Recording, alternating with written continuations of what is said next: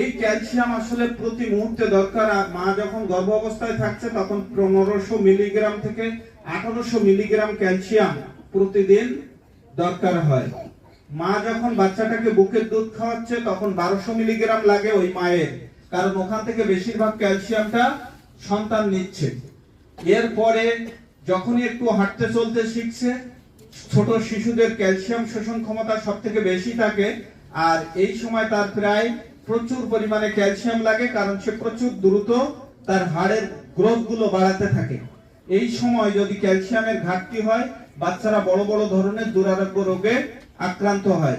বাচ্চা কি হয়, এক্স আকৃতি ওয়াই আকৃতির পা আমরা দেখব। চিলড্রেন ক্যালসিয়াম তার জন্য কাজ করে, এবং বাচ্চার চুল লাল হয়, ফ্যাকাশে হয়, খিটখিটে মেজাজ হয়, কোনো কাজে মনোযোগী হয় না, বিভিন্ন রোগ, ঘন ঘন রোগে আক্রান্ত হয়, মুখে ঘা হয়, ভিটামিন বি কমপ্লেক্সের ঘাটতি তৈরি হয়ে যায়। তো এরকম ভাবে বাচ্চাদের বিভিন্ন সমস্যা ওই সময় হয়। একটু কিশোর হওয়ার সাথে সাথে বয়স সন্ধিক্ষণে দেখা যায় বিভিন্ন রকম সমস্যার মুখোমুখি হয়, যৌবনের বিভিন্ন ঝামেলা থাকে। এই সময়টা ইয়ং ছেলেদের বা কিশোরদের প্রচুর পরিমাণে ক্যালসিয়াম দরকার, তা নাহলে সে বিভিন্ন ভাবে দুর্বল হয়ে পড়ে, অসুস্থ হয়ে পড়ে, মাথা ঘোরা, মাথা ব্যথা, মাথা যন্ত্রণা, কাজে অমনোযোগী, হাড় দুর্বলতার লক্ষণ এই সময় প্রকাশ পায় ক্যালসিয়ামের অভাবে।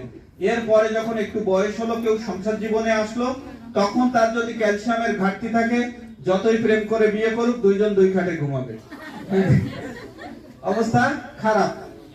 এরপরে কি হয়, একটু বয়স হলেই কোমরে ব্যথা, মাজা ব্যথা, ঘাড়ে ব্যথা শুরু হয়ে গেছে। আসলে ক্যালসিয়ামের অভাবে প্রায় 200 রকমের রোগ হয়, 200 রকমের রোগ হয়। আমরা সাধারণত প্রত্যক্ষভাবে যে রোগগুলো বুঝে থাকি সেটা হলো মাজা ব্যথা, কোমর ব্যথা, ঘাড় ব্যথা, পিঠে ব্যথা, শরীর দুর্বলতা, এগুলো মূলত ক্যালসিয়ামের ঘাটতি। কিন্তু WHO ওয়ার্ল্ড হেলথ অর্গানাইজেশন বলছে পরোক্ষ প্রত্যক্ষভাবে প্রায় 200 রকমের ডিজিজের জন্য ক্যালসিয়াম দায়ী। তাহলে আমরা এই ক্যালসিয়াম, আমাদের ক্যালসিয়ামটা পৃথিবীর একটা সর্বশ্রেষ্ঠ ক্যালসিয়াম।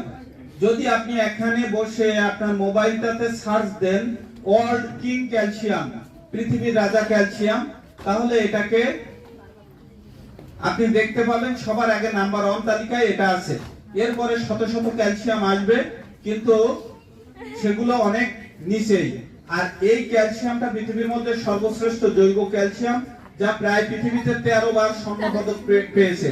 গত বছরও আমেরিকা থেকে FDA সনদ সহ স্বর্ণপদক জিতেছে আমাদের এই ক্যালসিয়াম।